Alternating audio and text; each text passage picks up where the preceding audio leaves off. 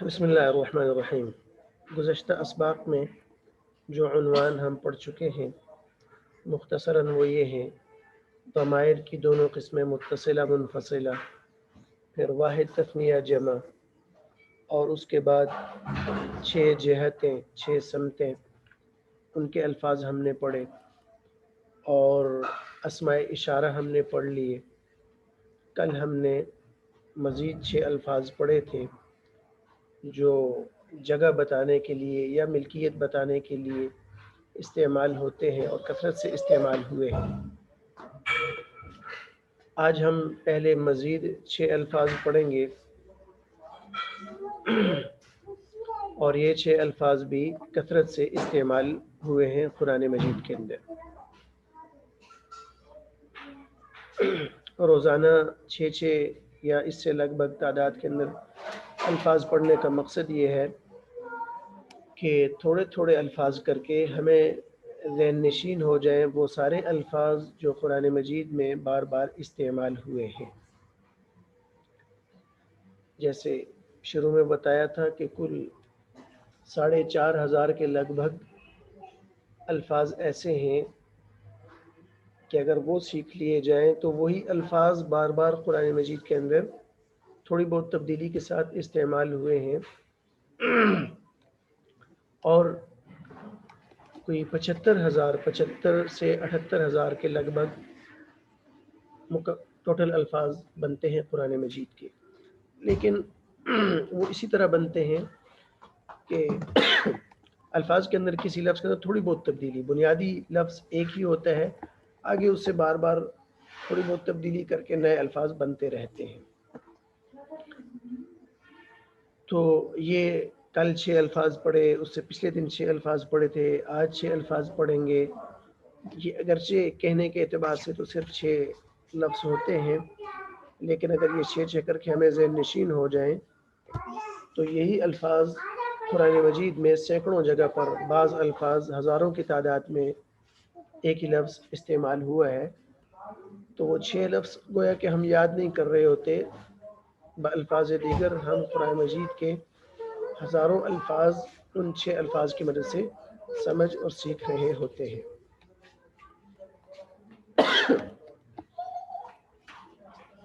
میں screen share کرتا ہوں۔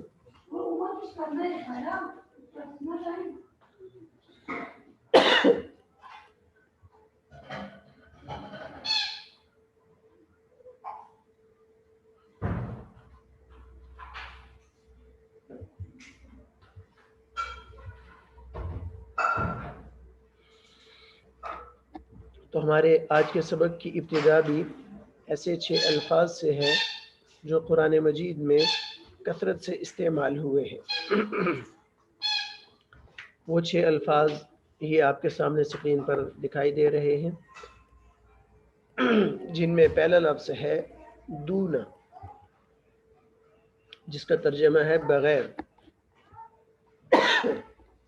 بہت ساری جگہوں پر یہ لفظ اللہ کے ساتھ مل کر استعمال ہوا ہے، من دون اللہ، اللہ کے بغیر، من دونہ، اللہ کے بغیر، اس طرح تھوڑی بہت تبدیلی کے ساتھ۔ دوسرا لفظ ہے لدا، لکھنے میں یا لکھی ہوئی ہے لیکن عام طور پر جب اکیلا اس لفظ کو پڑھا جاتا ہے تو وہ لدا پڑھا جاتا ہے، لدا۔ پھر آگے دوسرے الفاظ کے ساتھ ملنے کی وجہ سے اس کی شکل بدلتی رہتی ہے، کہیں پر آئے گا لدیہ، ضمیر کے ساتھ واحد کے ساتھ ملے، لدیہما، لدیہم، وغیرہ وغیرہ، مختلف شکلوں صورتوں میں یہ لفظ استعمال ہوتا ہے۔ تیسرا لفظ ہے کل، کل، اور یہ کل کا لفظ تو اردو میں بھی استعمال ہوتا ہے، جس کا ترجمہ ہے سب، سارے۔ اور چوتھا لفظ ہے بعض، بعض کا لفظ بھی اردو میں استعمال ہوتا ہے۔ اردو عربی کے اندر کچھ کا معنی ادا کرنے کے لیے بھی بعض کا لفظ استعمال ہوتا ہے، اور بعض اوقات بعض کا ترجمہ بعض سے ہی کیا جاتا ہے، کبھی کچھ اس کا ترجمہ کیا جاتا ہے اور کبھی اس کا ترجمہ بعض سے ہی کیا جاتا ہے۔ پانچواں لفظ ہے اقل، جس کا ترجمہ ہے بہت کم، اور چھٹا لفظ ہے اکثر، جس کا ترجمہ ہے بہت زیادہ۔ عقل لفظ اگرچہ عقل استعمال ہوا ہے قرآن مجید کے اندر، یعنی کم استعمال ہوا ہے، لیکن بہرحال چونکہ اس کے جو متضاد لفظ ہے اکثر وہ زیادہ استعمال ہوا ہے، اس لیے اس کو بھی شامل کر لیا۔ یہ ایک دوسرے کے مقابل لفظ ہیں، ایک دوسرے کے متضاد، ایک دوسرے کے الٹ۔ آگے ہم ان کی ایک ایک مثال دیکھتے ہیں۔ دونہ کا لفظ 144 مرتبہ استعمال ہوا، لدا کا لفظ 22 مرتبہ استعمال ہوا ہے، کل کا لفظ 374 مرتبہ، بعض کا لفظ 157 مرتبہ، اقل کا لفظ اقل 2 مرتبہ، اکثر 80 مرتبہ۔ لگ بھگ تعداد کے اندر کچھ نہ کچھ کمی بیشی ممکن ہے، ہو سکتی ہے۔ دونہ اور لدا، قرآن مجید کی آیت ہے وَادْعُوا مَنِ اسْتَطَعْتُم مِّن دُونِ اللَّهِ، وَادْعُوا مَنِ اسْتَطَعْتُم مِّن دُونِ اللَّهِ، واو کا ترجمہ اور ادعو تم پکارو، من استطعتم یہ الگ الگ الفاظ ہیں، آگے جا کر تفصیل آئے گی۔ من الگ لفظ ہے، استطعتم الگ لفظ ہے۔ جس کو تم پکار سکتے ہو، جسے پکار سکو، جس کو تم پکار سکتے ہو، جس کی تم قدرت رکھتے ہو۔ بہت سارے ترجمے کیے جا سکتے ہیں استطاعتم کے۔ من دون اللہ، اللہ کے علاوہ، یعنی یہ توحید کی دعوت دی جا رہی ہے اور توحید کو ثابت کیا جا رہا ہے کہ اللہ کے علاوہ اگر تم کسی کو پکار سکتے ہو، کسی کو بلا سکتے ہو اپنی مدد کے لیے، تو اس کو بلاؤ۔ تو یہاں پر ہم جس لفظ پر بحث کر رہے ہیں وہ یہ ہے دون کا لفظ، جس کا ترجمہ ہم یہاں پر کر رہے ہیں علاوہ، سوا، دون اللہ، اللہ کے علاوہ۔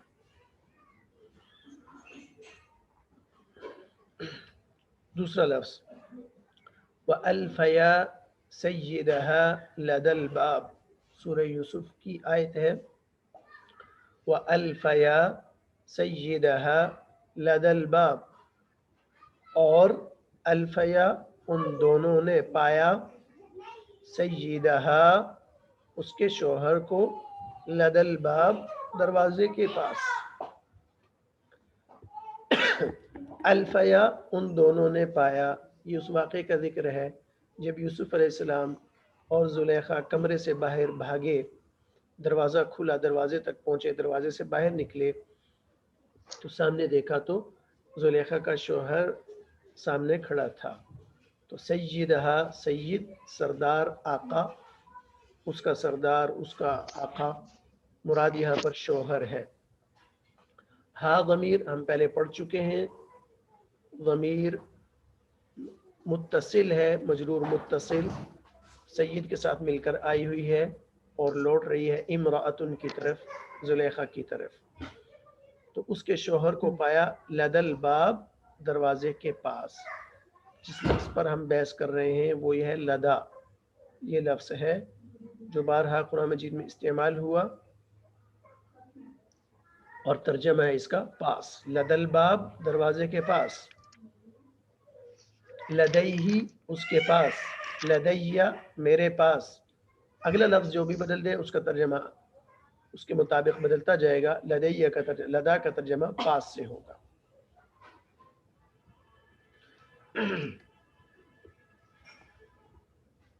کل اور بعض، قرآن مجید کی آیت ہے کل قد علم صلاته وتسبیحه، کل قد علم صلاته وتسبیحه۔ کل کا ترجمہ ہے سب، یہاں پر ترجمہ ہے سب نے، قد علم یقیناً جان لیا، صلاته اپنی نماز، وتسبیحه اپنی تسبیح کو، یعنی ہر مخلوق سے متعلق اللہ جل شانہ نے جو اس کی تسبیح اس کو سکھلا دی، اس کی عبادت کا طریقہ اس کو سکھلا دیا ہے، اور ہر مخلوق اپنی تسبیح، اپنی عبادت اور اللہ جل شانہ کی اطاعت اور فرما برداری کے لیے طریقہ جانتی ہے۔ تو یہاں پر کل کا لفظ استعمال ہوا जिसका तर्जमा है सब। इसी तरह दूसरा लफ्ज़ जो है बाद, बादुकुम लिबादिन अदु, हज़रत आदम अलैहिस्सलाम से खिताब है कि अब तुम ज़मीन पर उतर जाओ और तुम्हारी औलाद आपस में एक दूसरे के साथ दुश्मनी रखेगी। तो बादुकुम लिबादिन अदु, बाद का लफ्ज़ 2 मरतबा एक ही जुमले में इस्तेमाल हुआ है। बादुकुम तुम में से बाद, या हम अगर बाद का तर्जमा कुछ भी करें तो तुम में से कुछ, लिबादिन दूसरे कुछ के, अदुवन दुश्मन होंगे। अदु दुश्मन को कहते हैं, उर्दू में भी इस्तेमाल होता है। और अगर कुम की जगह पर हुम लगा दें, बादुहुम उनमें से कुछ, बादुहु उसका कुछ हिस्सा, बादुहुमा उन दोनों का कुछ हिस्सा, वगैरह जितनी ज़मीरें जो हम पढ़ चुके हैं वो लगाते जाएं। तर्जमा ज़माइर के हिसाब से बदलता रहेगा। बाद का तर्जमा उसी तरह होगा, बाद या कुछ। ये एक एक आयत पेश कर रहा हूँ, बाकी हम कुरान मजीद से उसकी बाकी आयात और बाकी जगह जहाँ पर इस्तेमाल हुए हैं वो तलाश करें, रोज़ाना की तिलावत में नोट करें। अक़ल और अक्सर,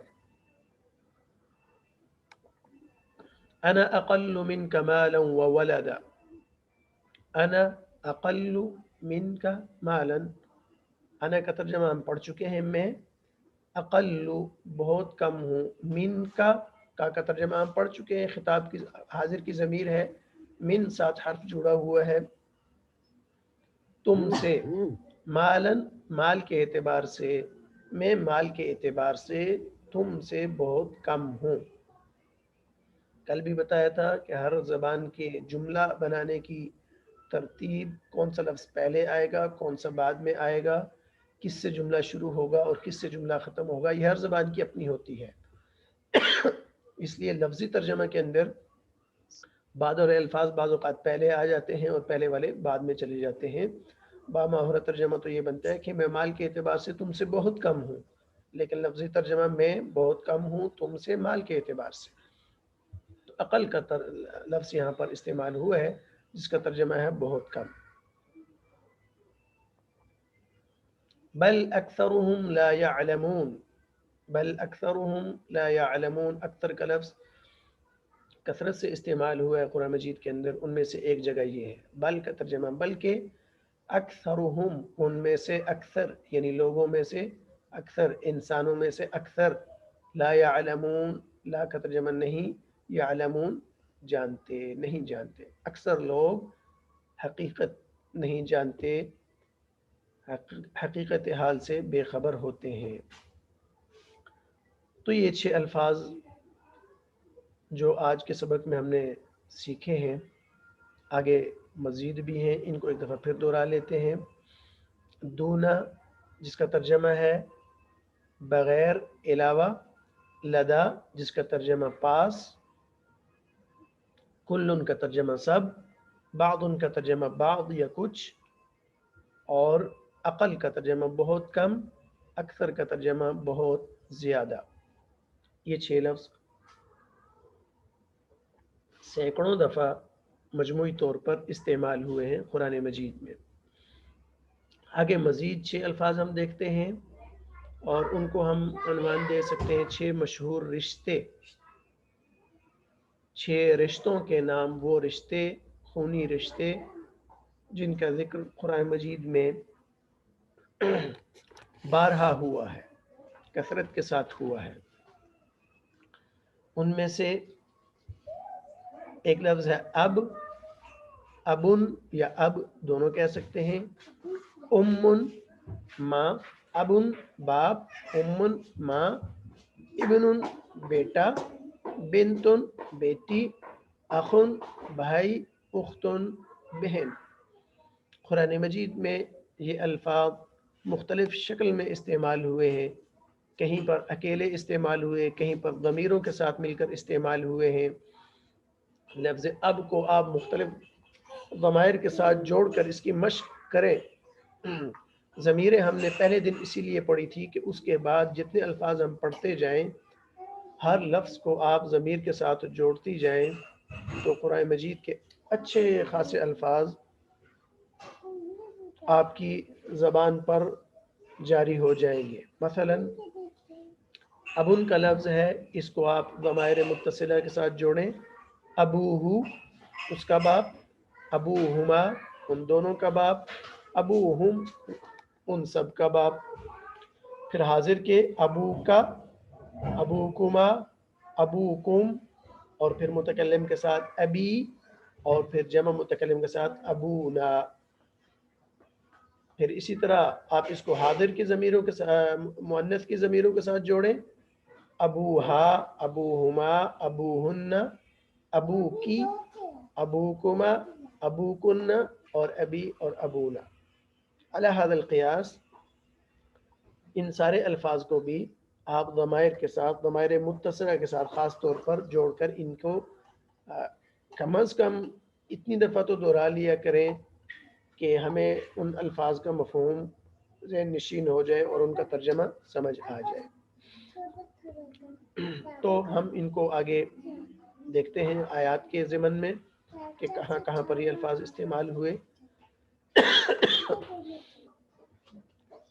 سورہ عبس کی آیت ہے، یوم یفر المرء من اخیہ و امہ و ابیہ و صاحبتہ و بنیہ۔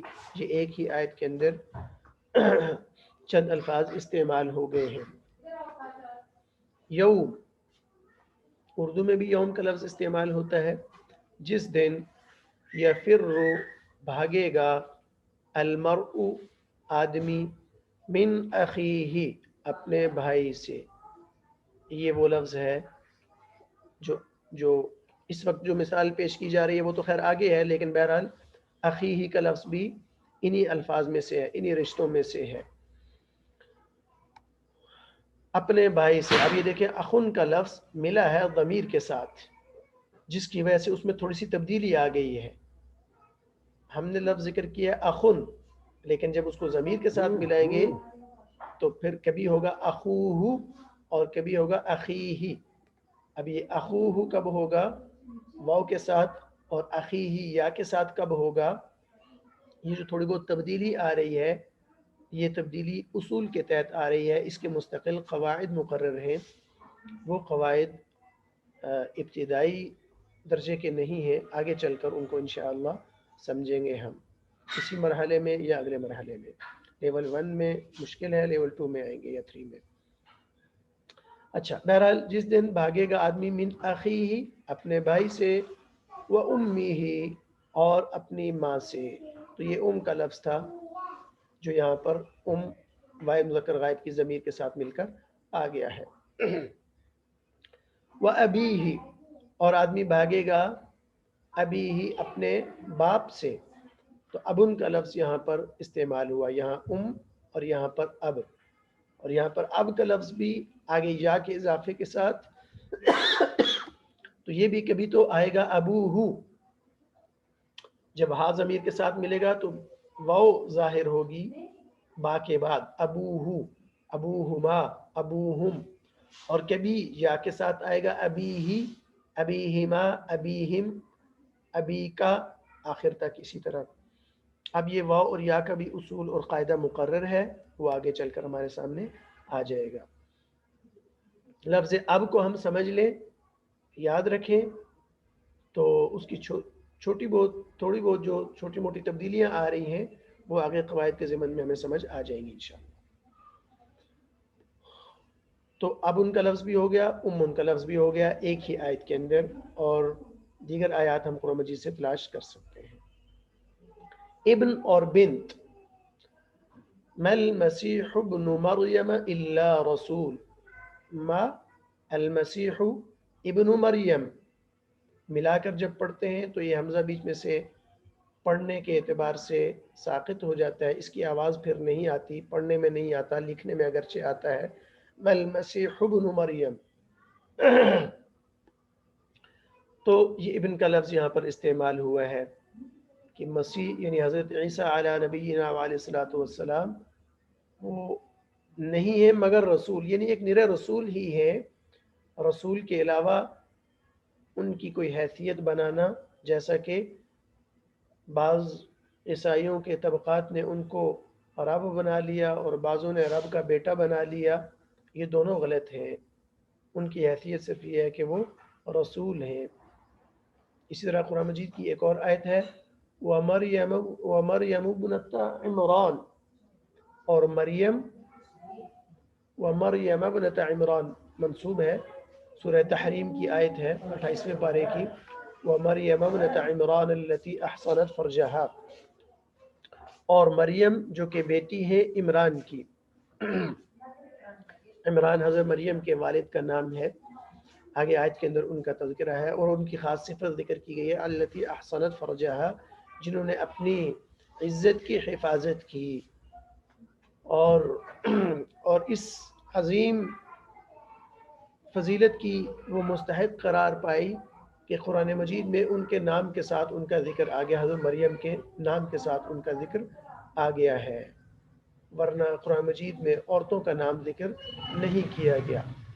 مریم کا نام ذکر کیا گیا ہے، اور صفت جو ان کی ذکر کی گئی ہے اس آیت کے اندر وہ یہ کی گئی ہے کہ انہوں نے اپنی عزت کی حفاظت کی، اپنی شرم و حیا کا پاس رکھا انہوں نے۔ تو یعنی صفت حیا ہر مومن کے لیے ہے، ایمان کا بہت بڑا حصہ ہے، لیکن حیا کی صفت خاص طور پر وہ مستورات کے اندر شریعت کی نظر میں زیادہ پسندیدہ ہے، اس لیے ان کو یہ فضیلت بھی ملی کہ ان کا نام قرآن مجید کے اندر ذکر کر دیا گیا۔ اخن اور اختن قرآن مجید کی آیت ہے جس میں میراث کے احکام بیان ہوئے، اس دن ہم نے مشق بھی کی تھی۔ وَلَهُ أَخٌ أَوْ أُخْتٌ، ایک ہی آیت میں دونوں لفظ استعمال ہو گئے، اور اس آدمی کا اور لہو، وہ ضمیر ہے، ضمیر متصل، لام حرف جر ہے، اور ہو اس کا یعنی مرنے والے کا کوئی اخن بھائی یا پھر اختن بہن، تو اخ اور اخت دونوں لفظ استعمال ہوں گے۔ اس طرح قرآن مجید کی ایک اور آیت ہے یا اخت ہارون، اے ہارون کی بہن، اے ہارون کی بہن، یا اخت ہارون ما کان ابوک امرأ سوء وما کانت امک بغیہ، یہ بھی حضرت مریم علیہ السلام کا ہی ذکر چل رہا ہے سورہ مریم کے اندر، تو یہاں پر ان کو نام کے بجائے بھائی کی نسبت سے ذکر کیا گیا ہے، یا اخت ہارون۔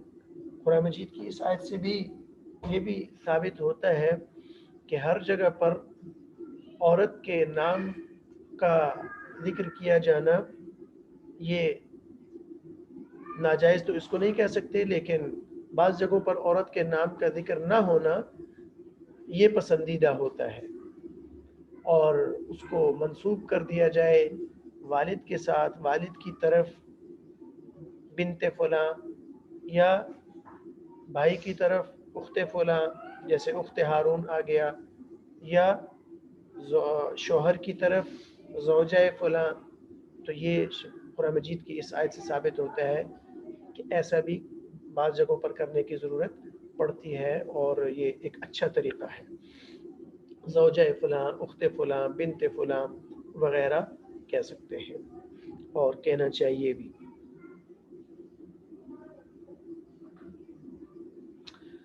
تو الحمدللہ ہم نے اس سبق میں 12 نئے الفاظ سیکھے، 6 جو کثیر الاستعمال الفاظ تھے ان کا عنوان یہ رکھا تھا، اور 6 مشہور رشتوں کے عنوان سے ہم نے ذکر کیے جو قرآن مجید میں 950 مرتبہ استعمال ہوئے ہیں۔ کوئی لفظ 50 مرتبہ، کوئی 25 مرتبہ، کوئی 100 سے اوپر 150 مرتبہ، مجموعی طور پر یہ 12 الفاظ 950 دفعہ استعمال ہوئے ہیں۔ 4500 بنیادی الفاظ میں سے 1000 کے لگ بھگ الفاظ تو آج ہم نے اس سبق میں سیکھ لیے ہیں۔ تو ان الفاظ کی مشق کا جیسے میں نے آپ کو بتلا دیا کہ کم از کم ضمائر متصلہ کے ساتھ جوڑ کر ان الفاظ کو ضرور آپ دہرائیں بھی، لکھ سکتی ہیں تو لکھ کے مشق کریں، اور قرآن مجید سے ان کی مثالیں تلاش کریں۔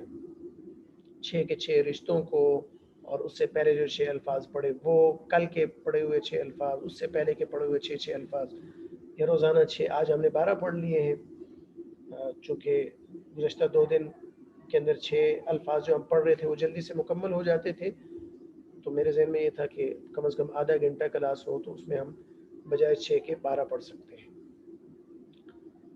اور ویسے بھی آج جمعرات ہے تو آگے جمعہ ہفتہ اتوار 3 دن کلاس نہیں ہوگی، تو اس ہفتے میں جو ہم نے الفاظ پڑھے اور اس سے پہلے ہفتے میں جو ہم نے الفاظ پڑھے 4 اور 4 8 کلاسیں ہماری ہو چکی ہیں۔ ان 8 اسباق کے اندر جو الفاظ ہم نے پڑھے ہیں کوشش کر کے ان کو دہرائیں، ضمائر کے ساتھ ملا کر ان کو لکھیں، ان کو دہرائیں اور قرآن مجید سے ان کی مثالیں تلاش کریں۔ اگر تو ہم کلاس کا وقت بڑھائیں اور سب لوگ میرے سوالوں کا جواب دے سکیں تو پھر تو بہترین طریقہ یہ ہوتا ہے کہ جیسے کلاس ہوتی ہے اسی طرح کلاس کے حصے میں ہی مشق کی جائے، دہرائی جائے، سوال و جواب ہوں، اجرا ہو، اس سے بات اچھی طرح ذہن نشین ہوتی ہے۔ لیکن کل بھی کلاس میں صرف 2-3 لوگ ہی رہ گئے تھے مشق کے لیے، تو باقی کلاس ختم ہوتے ہوئے چلے گئے تھے، تو اس لیے پھر اگر آن لائن کلاس کے دوران نہیں دہرا سکتے تو کم از کم اپنے طور پر ان کی مشق ضرور کریں۔ میں اپنی ذمہ داری پوری کوشش کے ساتھ کلاس میں اپنی پوری کوشش ہوتی ہے کہ جو پڑھاؤں آپ کو اچھی طرح سمجھ بھی آ جائے، اور بار بار روزانہ کا سبق پچھلا اسباق دہرا بھی دیتا ہوں خلاصے کے طور پر، تاکہ اس کی تازگی بھی ہو جائے، ذہن نشین بھی ہو جائے۔ آگے آپ لوگوں کی بھی اتنی ذمہ داری تو ضرور بنتی ہے کہ پڑھے ہوئے سبق کو آپس میں دہرا لیا کریں، گھر کے افراد کے ساتھ مل کر دہرا لیا کریں، یا کم از کم اور کوئی بھی نہ ہو تو پھر لکھ کر یا زبانی دہرا لیا کریں تاکہ یہ ذہن نشین ہوتے رہیں۔ تو آدھا گھنٹہ ہو چکا ہے، یہاں پر کلاس کو مکمل کرتے ہیں۔ مشق کے لیے کل یا پرسوں اگر مجھے وقت ملا انشاءاللہ اور آپ لوگوں کے پاس بھی وقت ہوا تو پھر آ جائیں گے مشق کے لیے انشاءاللہ۔ اگر کسی کے ذہن میں کوئی سوال ہو کلاس سے متعلق تو وہ کر سکتے ہیں۔ یعنی کل کلاس ہوگی؟ جی نہیں، کل کلاس نہیں ہوگی، کل کلاس نہیں ہوگی۔ ویسے میں کہہ رہا ہوں کہ اگر بطور مشق کچھ لوگ، لیکن میرے خیال سے وہ بھی مشکل ہے، اس لیے کہ اس وقت بھی 1 2 3 4 2 اور 2 4 لوگ ہی ہیں۔ آپ چلیں، بہرحال پابندی سے اگر ہم شریک میں بھی آتا رہوں، بات کورس ہمارا چلتا رہے، اسباق چلتے رہیں، آپ بھی ہمت کیجئے گا، چونکہ پہلے دن جب ہماری کلاس ہوئی تھی تو کوئی 20 کے لگ بھگ افراد تھے، تو یہ صرف ہمارا نہیں، پورا ہماری ایک قومی المیہ ہے ہم سب کا، ہماری پوری قوم کے ساتھ یہ ایک حادثہ ہے کہ ہم مستقل مزاج نہیں ہیں، اور جس کی وجہ سے ہمارا کوئی کام بھی پایا تکمیل تک نہیں پہنچتا۔ حالانکہ پہلے دن بھی وہی بات تھی، دوسرے دن بھی وہی کلاس چل رہی ہے۔ اگر کوئی پہلے دن اس نیت سے شریک ہوا تھا کہ پہلی کلاس میں ہی شامل ہو کر میں پورا کورس پڑھ لوں گا یا سارا قرآن مجید ایک ہی دن مجھے سمجھ آ جائے گا، تو یہ تو عجیب سوچ ہے، تو سیکھتا تو آدمی آہستہ آہستہ ہی ہے۔ بہرحال آپ لوگ پابندی سے آ رہی ہیں، ہمت کر کے شرکت کر رہی ہیں، اللہ پاک آپ کی اس قربانی کو قبول بھی فرمائے اور دوسروں کے لیے ہدایت کا ذریعہ بنائے۔ ایک بات میں نے پہلے بھی ایک دن کہی تھی، آج آپ کو پھر اس کی یاد دہانی کروا دیتا ہوں کہ اس کورس کے کرنے سے آئندہ کے لیے آپ کو فائدہ ہو یا نہ ہو، کم از کم اتنا ضرور ہے کہ یہ جو آدھا گھنٹہ ہم بیٹھتے ہیں یہ ہمارا عبادت کے اندر شمار ہوتا ہے۔ اللہ پاک کی ذات عالی سے پوری امید ہے کہ اللہ پاک اس پر پورا اجر عطا فرمائیں گے انشاءاللہ العزیز۔ چونکہ بہت سارے کورس تو وہ ہوتے ہیں جو آدمی مستقبل کے لیے کرتا ہے، مستقبل کی پلاننگ ہوتی ہے، پڑھانا ہے، سکھانا ہے، کمائی کرنی ہے اس کے ذریعے سے، وہ ساری بات کی باتیں ہیں۔ اس کورس میں میں بھی اس لیے ہوں، آپ بھی اس لیے ہیں کہ قرآن مجید کو سیکھنا سکھلانا ہے۔ تو خیرکم من تعلم القرآن وعلمہ، بعد میں اس کا فائدہ ہو یا نہ ہو، ہمیں یہ باتیں خدا نخواستہ اگر یاد بھی نہیں رہتی، جو کچھ ہم پڑھ رہے ہیں ان میں سے ایک چیز بھی ہمیں یاد نہیں رہ رہی، پھر بھی کم از کم یہ آدھا گھنٹہ تو ہمارا عبادت کے لیے اور قرآن کے سیکھنے سکھانے کے لیے صرف ہو رہا، اور اگر اللہ پاک اسی آدھے گھنٹے کو قبول کر لے تو رحمت حق، اور اللہ پاک کے ہاں جو ہے نا وہ وہ نیکی کی کہتے ہیں کہ گنی نہیں جائیں گی، کل قیامت کے دن تولی جائیں گی، اور کسی بھی عمل کے اندر جو وزن ہوتا ہے وہ اخلاص کی بقدر ہوتا ہے. لن ينال الله لحومها ولا دماؤها ولكن ينال التقوى منكم. اللہ پاک یہ نہیں دیکھتے کہ اس بندے نے کتنے کورس کیے ہیں، کتنا کچھ کیا ہے. اللہ پاک دل کی کیفیت کو دیکھتے ہیں کہ کس کیفیت اور کس نیت ارادے کے ساتھ بندہ شامل ہے. تو بہرحال آپ سے گزارش ہے کہ پابندی سے شرکت کرتی رہیے گا. میں بھی انشاءاللہ اس کورس کو پایہ تکمیل تک پہنچاؤں گا. آپ سب ہوتی پھر بھی میرے پڑھانے کا وہی انداز تھا جیسے پہلے دن ہے. آپ 4-5 ہیں، اب بھی اسی انداز سے پڑھا رہا ہوں، اور انشاءاللہ آخری کلاس تک اسی انداز سے کلاس چلے گی. ٹھیک ہے جی. کل اور پرسوں چھٹی ہے. پیر والے دن انشاءاللہ وقت پر کلاس ہوگی. درمیان میں اگر مجھے موقع ملا تو گروپ میں اعلان کر دوں گا اگر اس وقت کے علاوہ، ورنہ پھر اسی وقت پر اگر کل کوشش کروں گا، اگر میرے پاس بھی وقت فارغ ہوا تو پھر مشق کے لیے کچھ دیر کے لیے آ جائیں گے. السلام علیکم ورحمۃ اللہ وبرکاتہ. وعلیکم السلام ورحمۃ اللہ.